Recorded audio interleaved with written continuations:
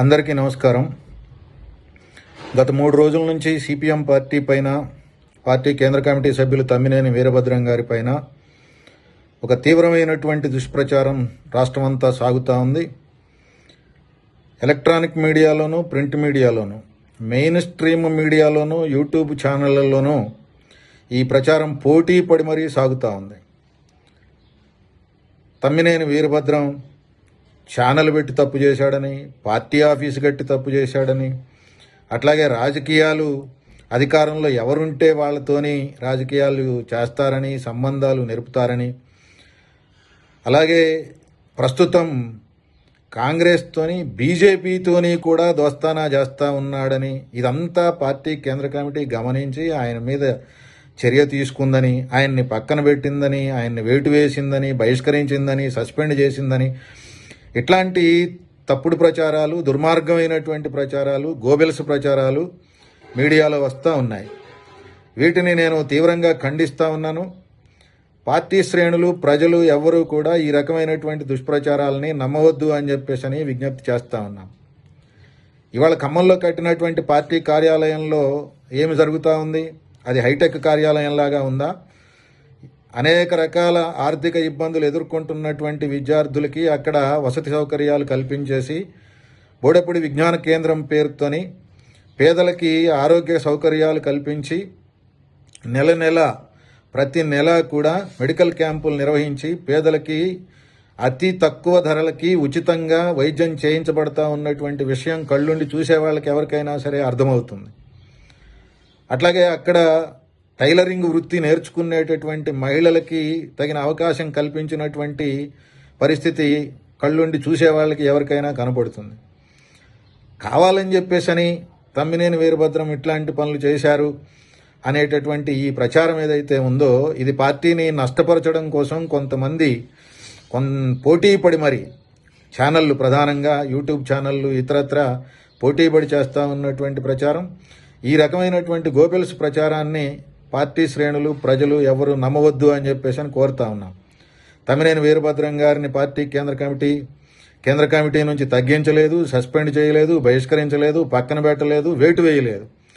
ఇవన్నీ కూడా కావాలని చెప్పేసి వస్తున్నటువంటి వార్తలు. వాళ్ళకి సిపిఎం పార్టీ అంటే కోపం.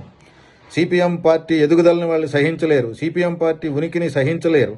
ఇవాళ తెలంగాణ రాష్ట్రంలో ప్రజలు ఎదుర్కొంటున్న, ప్రత్యేకించి పేద ప్రజలు అంటే కార్మికులు, రైతులు, పేద రైతులు, వ్యవసాయ కూలీలు, దళితులు, గిరిజనులు, మహిళలు, వీళ్ళు ఎదుర్కొంటున్నటువంటి సమస్యల మీద కృషి చేస్తున్నటువంటి పార్టీగా సిపిఎం పార్టీ ఉంది.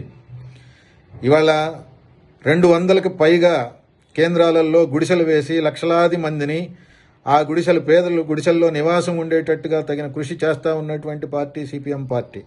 అనేక చోట్ల పేదలు పక్కా ఇళ్లు నిర్మించుకొని సిపిఎం పార్టీ ఆధ్వర్యంలో తాము తమ గృహప్రవేశాలు కూడా చేసుకొని మేము మా పార్టీ అని చెప్పేసి భావిస్తూ ఉన్నటువంటి విషయాన్ని చూస్తూ ఉన్నారు. అట్లాగే రైతులు, వ్యవసాయ కూలీలు ఎదుర్కొంటున్నటువంటి సమస్యల మీద చేస్తున్నటువంటి కృషి, ఇదంతా కూడా మీరందరూ చూస్తూ ఉన్నారు. ఇదంతా సహించలేనటువంటి పాలకవర్గాలు ఇవాళ సిపిఎం పార్టీని గందరగోళపరిచి పార్టీలో లేనటువంటి అనేక అంశాలని, చర్చ జరగనటువంటి అనేక అంశాలని చర్చ జరిగినట్టుగా, నిర్ణయాలే జరగనటువంటి అనేక అంశాలని నిర్ణయాలు జరిగినట్టుగా కావాలని చెప్పేసి ప్రజల్లోకి తీసుకెళ్లి సిపిఎంని దెబ్బతీయాలని, పలచపరచాలని చెప్పేసి ప్రయత్నం చేస్తూ ఉన్నారు. వాళ్ళ ఆటలేమీ సాగవు. సిపిఎం అనేది ఒక బలమైనటువంటి, శక్తివంతమైన కార్మిక వర్గ పార్టీ. ఈ రాష్ట్రంలో ప్రజల సమస్యలు తీసుకొని నిరంతరం పనిచేస్తున్నటువంటి పార్టీ, భవిష్యత్తులో పనిచేసేటటువంటి పార్టీ కూడా. ఇవాళ రాష్ట్రంలో ఉన్నటువంటి 30,000 మంది సభ్యులు ఐక్యంగా ఉన్నారు. ఈ పార్టీని ఐక్యంగా ముందుకు తీసుకుపోవడానికి, ప్రజా పోరాటాలు నిర్వహించడానికి సిద్ధమై ఉన్నారు. దీన్ని సహించలేనటువంటి వాళ్ళు ఈ రకమైనటువంటి ప్రచారం చేస్తూ ఉన్నారు. కామ్రేడ్ తమ్మినేని వీరభద్రం గారు అనారోగ్యంతో ఉన్నారు.